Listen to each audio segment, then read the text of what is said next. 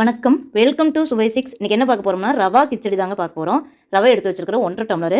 லைட்டாக வறுத்து வைக்கிறனால வச்சுக்கலாம், சும்மா லேசாக வறுத்துக்கலாம். அதுக்கப்புறம் நெய் சேர்த்திருக்கேங்க. கொஞ்சம் ஜாஸ்தியாக தான் சேர்த்தணும், அப்போ தான் கிச்சடி நல்லாயிருக்கும் டேஸ்ட்டாக. உங்களுக்கு எப்படி வேணுமோ அந்த மாதிரி சேர்த்திக்கிங்க. இப்போ வந்து பட்டை சோம்பு சேர்த்திக்கலாம். அதுக்கப்புறம் சின்ன வெங்காயம், பச்சை மிளகா, கருவேப்பிலை சேர்த்துக்கலாம். அது காரம் உங்களுக்கு எப்படி வேணுமோ அந்தளவுக்கு சேர்த்துக்குங்க. இது வதங்கினதுக்கப்புறமா தண்ணி ஊற்றிக்கலாம். ஒரு வரமிளகா சேர்த்திக்கலாங்க. ரொம்ப சூப்பராக இருந்தது இந்த கிச்சடி. இதுக்கு ஒரு தேங்காய் சட்னி வச்சு சாப்பிட்டோம்னா அவ்வளோ அருமையாக இருக்குங்க. இப்போ கேரட் பீன்ஸ் சேர்த்திக்கிறோம். ரொம்ப அருமையாக இருக்கும். உங்களுக்கு என்னோட இந்த சுவை சிக்ஸ் சேனல் பிடிச்சதுன்னா சப்ஸ்கிரைப் பண்ணி சப்போர்ட் பண்ணுங்கள். இப்போ தண்ணி வந்து 1.5 டம்ளர் ரவைனா 6 டம்ளர் அளவுக்கு தண்ணி எடுப்பேங்க நான். இந்த காய்க்கு அதுவே போதும், டக்குன்னு செஞ்சிடலாங்க. டேஸ்ட்டாக இருக்கும். மாவு இல்லைன்னா அல்லது ஒரு நாள் டிஃப்ரெண்ட்டாக சாப்பிடணும்னு நினச்சா, கிச்சடி சாப்பிடணும்னு நினச்சா இந்த மாதிரி செய்யலாங்க.